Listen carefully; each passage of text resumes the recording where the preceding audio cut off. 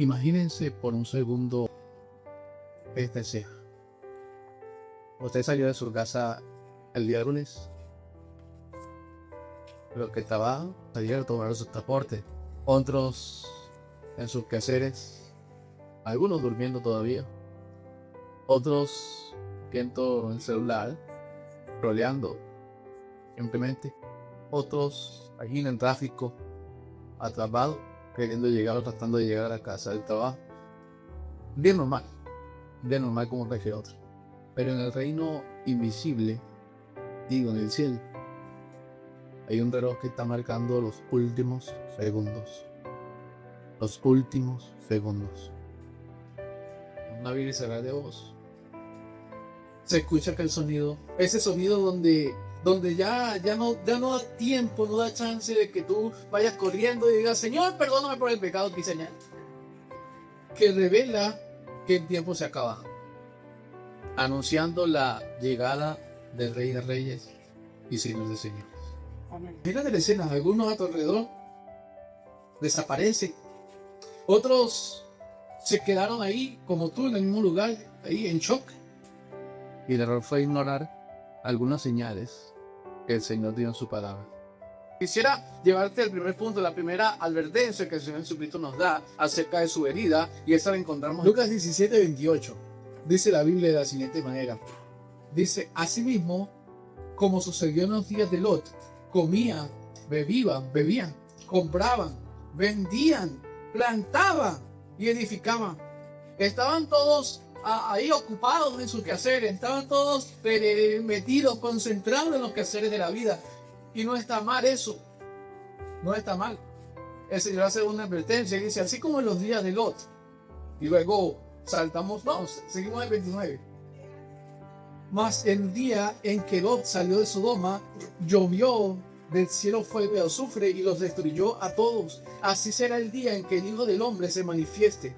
En aquel día, el que esté en azotea y sus bienes y casas no descienda a tomarlos, y el que en el campo asimismo no vuelva atrás. Y luego lanza la advertencia. La primera advertencia es esta. ¿Acordados de quién?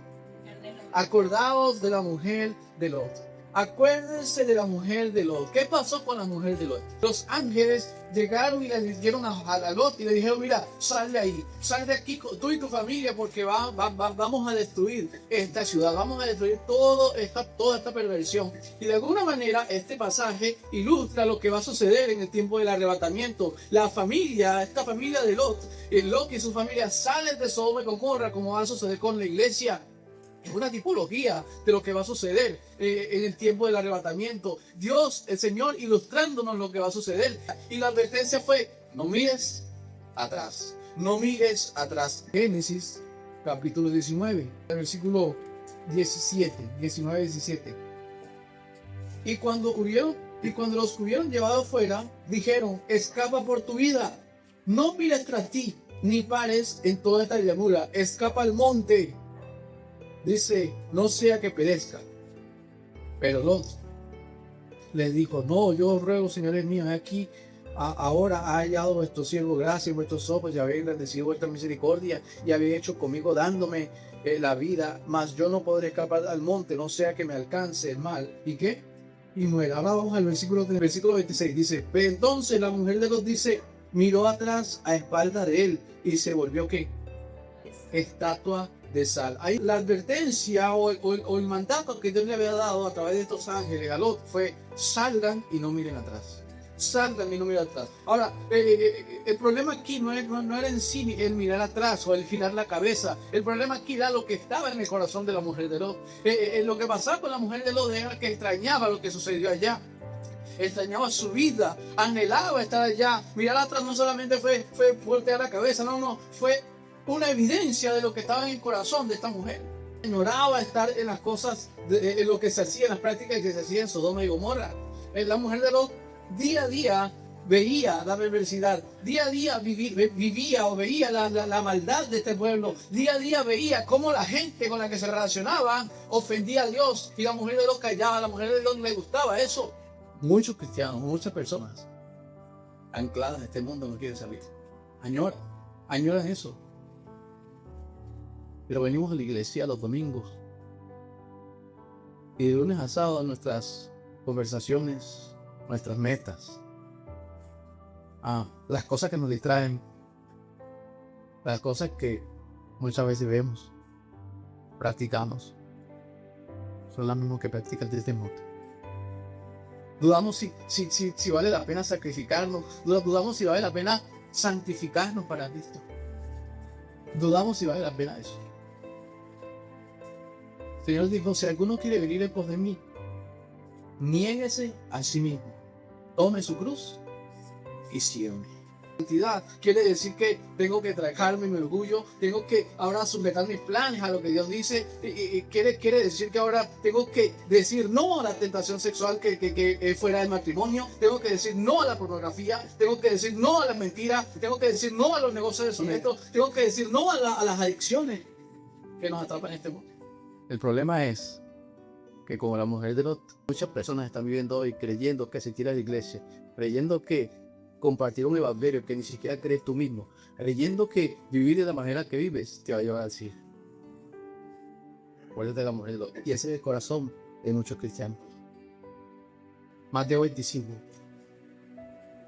Mateo capítulo 25. Versículos 3 y 4. Se encuentra advertencia acá el Señor acerca de su herida. Dice el capítulo 25, versículo 1. Entonces el reino de los cielos será semejante a 10 vírgenes que tomando sus lámparas salieron a recibir al esposo. 5 de ellas eran prudentes y 5 insensatas. Las que insensatas tomando sus lámparas no tomaron consigo ¿qué cosa? Aceite. Mas las prudentes tomaron aceite en sus vasijas juntamente con sus lámparas. Y tardándose el esposo, cabecearon todas y se durmieron. Y a la medianoche, dice, a la medianoche se oyó un clamor: ¡aquí viene el esposo! ¡Salid a recibirle! Un clamor, un grito. Entonces todas aquellas vírgenes se levantaron y arreglaron sus lámparas. Y las que insensatas dijeron a las prudentes: danos de vuestro aceite, porque nuestras lámparas se apagan. Mas las prudentes respondieron diciendo: para que no nos falte a nosotras y a vosotras, id más bien a los que venden y comprad para vosotras mismas. Pero mientras ellas iban a comprar, vino el esposo, y las que estaban preparadas entraron a comer a las bodas y se cerró la puerta. Después vinieron también las otras vírgenes diciendo: Señor, ábrenos. Entonces respondiendo dijo: es cierto os digo que no os conozco, no sé quiénes son ustedes, ¿verdad? Pues, porque no sabéis el día ni la hora en que el Hijo del Hombre ha de venir. La parábola de las vírgenes que nos enseñan que hay una trampa que Satanás les prepara a los creyentes. El desposorio era un contrato. En ese contrato estaban dos compromisos. Uno era el desposorio y el otro era la señal de consumación. El desposorio era cuando el hombre, el varón, iba y anunciaba el compromiso con esa muchacha. El papá de ese varón se los llevaban, hacían el compromiso, era un compromiso, un pacto intransferible, o sea, no se podía romper, no se rompía, ya era un pacto que se hacía. En ese tiempo el hombre decidía o se comprometía a volver a la casa de su papá y preparar un lugar para su esposa, donde va a tener a su esposa. Luego la esposa también, en ese tiempo de desposorio, en ese tiempo establecido por la ley, era de un año. En ese tiempo la mujer preparaba sus enseres, preparaba todo lo que se iba a llevar para la casa de su esposo. Cuando el esposo venía, nadie sabía. Estas vírgenes, quienes eran las que hacían lo que era el cortejo como tal, esperaban al esposo hasta que él tirara para entrar a la casa de la esposa y hacer el acto, lo que era la boda o la consumación, el acto de consumación. Estas 10 vírgenes se preparaban para acompañar al esposo. ¿Qué sucede? ¿Cómo sabían estas 10 vírgenes que el esposo venía? Bueno, se supone que desde el momento de que se hacía el compromiso hasta el acto de consumación del compromiso debía ser un año.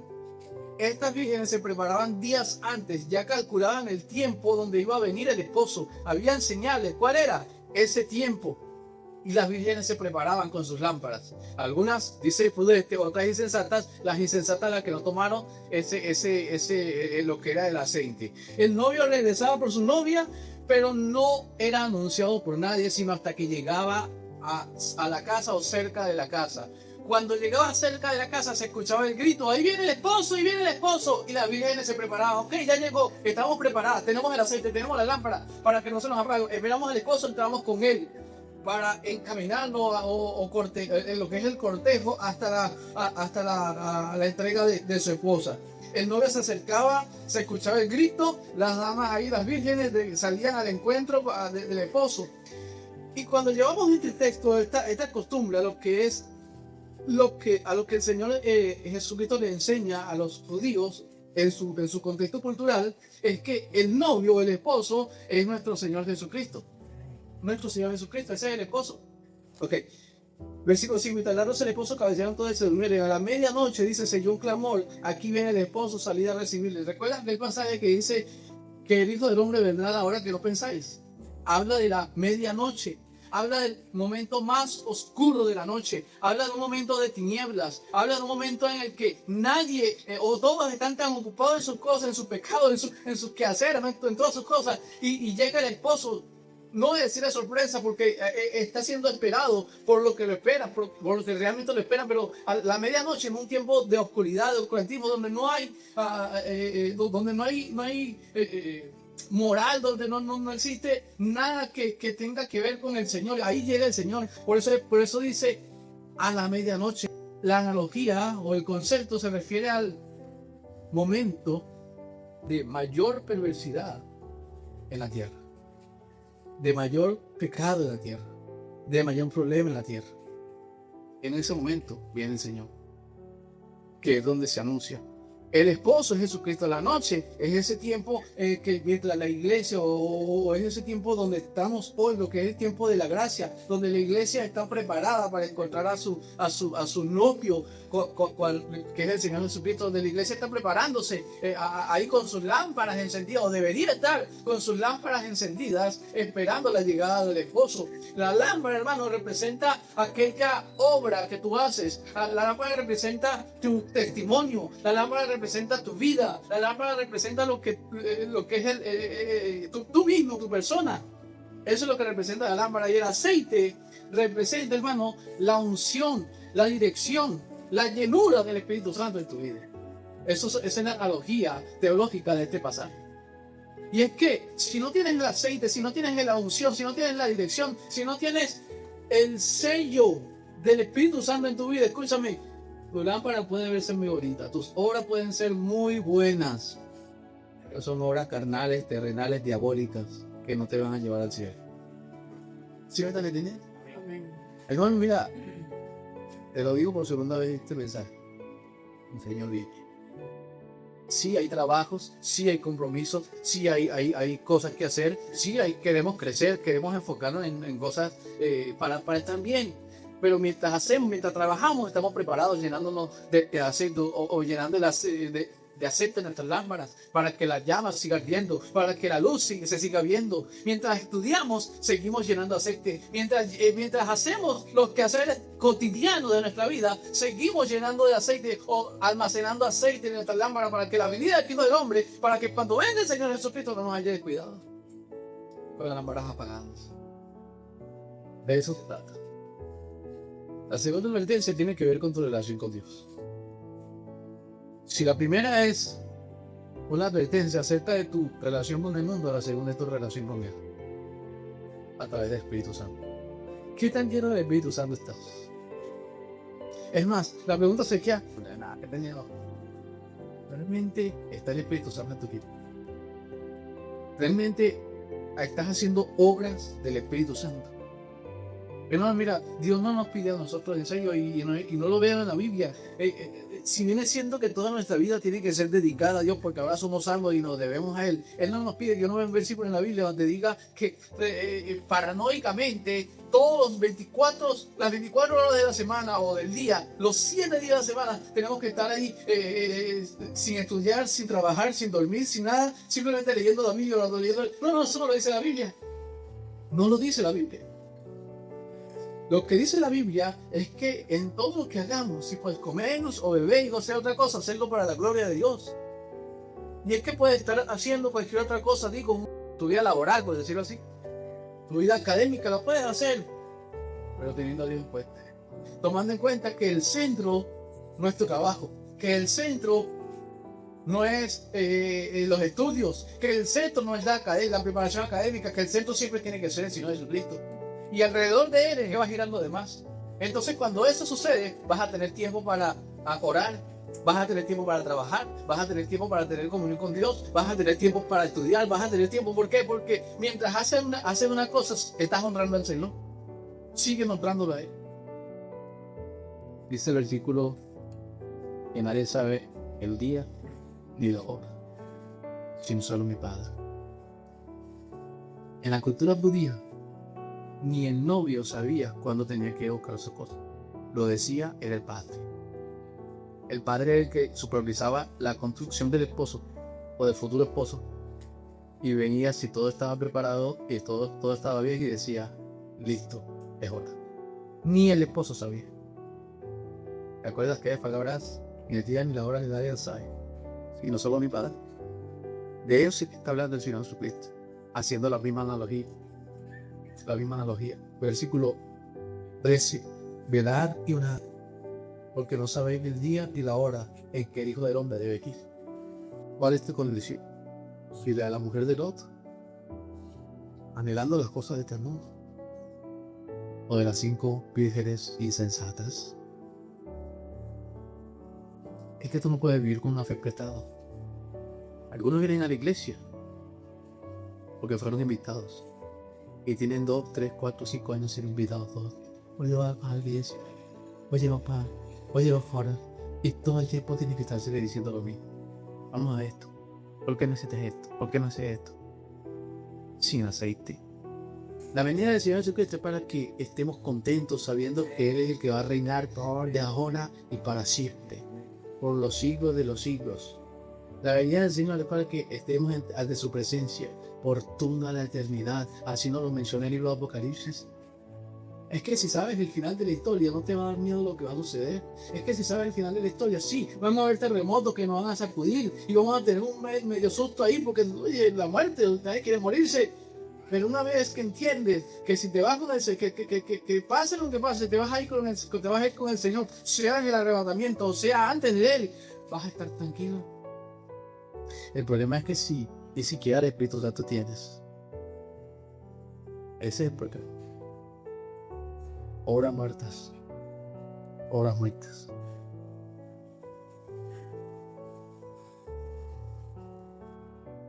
Dependemos muchas veces de solamente la lectura bíblica y la predicación de domingo, porque en todo el resto de la semana no hay devoción. Dependemos solamente del día miércoles, si es que venimos, si nos nace venir, para poder orar. ¿Por qué no me da la gana de orar durante la semana? Nada más porque vengo al miércoles y bueno, hay que hacerlo. Por eso no te gusta. Por eso te da fastidio. ¿Andamos bien? Claro que sí. Principio de fachada. Hacemos y hacemos y hacemos. Y adoptamos, hermano, un lenguaje cristiano.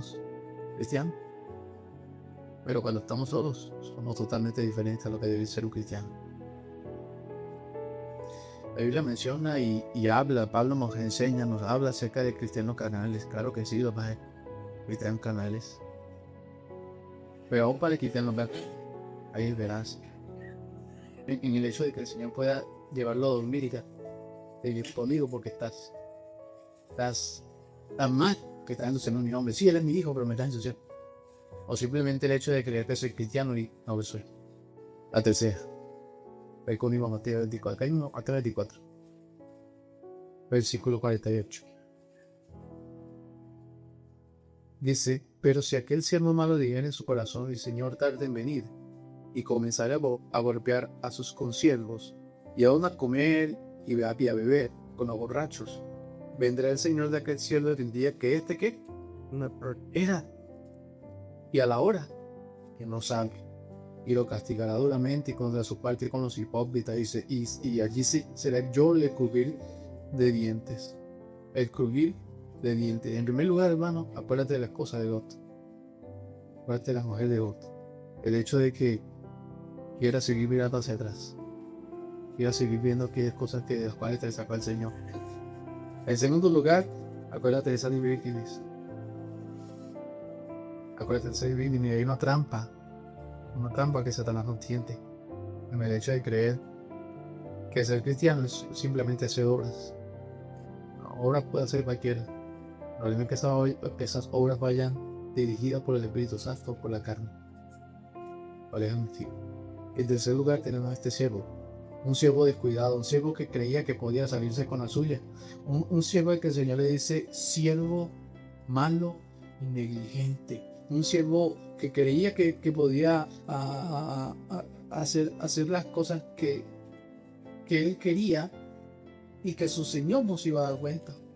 Que creía que al final de todo él podía, antes de que había un merito, antes de que llegara su Señor, decirle, Señor, o arrepentirse de lo que hicieron para que no se dieran cuenta de lo que había, de todo el desastre que había cometido, que había hecho. Él creía que podía salirse con la suya. En ese momento el Señor dice, pero si aquel siervo malo dijera en su corazón, mi Señor tal vez venir. No, la verdad es que falta para la venida de mi Señor. Todavía soy joven, madre. Ahora es que me queda vida por delante. Ahora es que falta. Caemos en la trampa de pensar que si no se trata de... No sé si te acuerdas de ese pasaje, pero la Biblia dice, el Señor no retarda su promesa como algunos la tienen por tardanza, sino que es paciente para con vosotros, no queriendo que ninguno perezca, sino que todos procedan al arrepentimiento. Hermano, en su corazón había un pensamiento que decía, no me va a pasar nada. Y esa es la trampa que se hace Satanás, de vivir como que si que esto viniera dentro de 10 años, dentro de 20 años. No, ahora que tengo todavía mi juventud por delante. Ahora es que tengo tiempo para repetir. Dice el versículo, y comenzaré a golpear a sus conciervos, y aún a poner y a ver con los borrachos. Comenzaré a golpear a sus conciervos.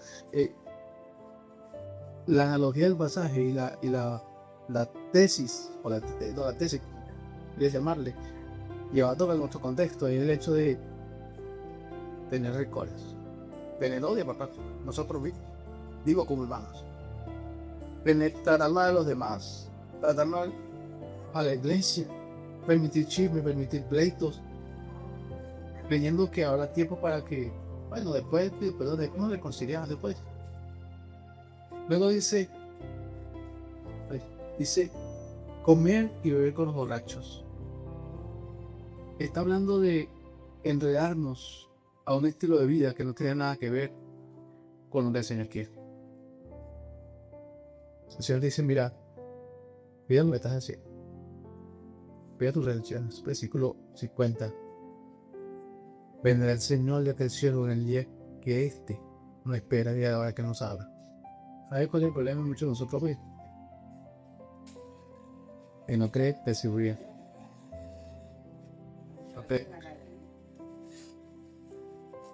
¿Por qué, pastor? Yo sé que no creemos. Porque es que si creyéramos que el Señor viene y viéramos con esa esperanza, anhelarnos su venida, nos comportamos como esperando la venida del Señor.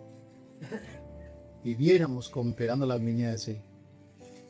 Aquellas cosas, si llegamos a nuestra vasija de aceite, si vivimos sabiendo que el Señor no se tarda, sino que es paciente con nosotros, que no es que se está tardando, sino que en cualquier momento va a llegar, ese día no va a ser de miedo, ese día no va a ser de terror, ese día no va a ser de susto.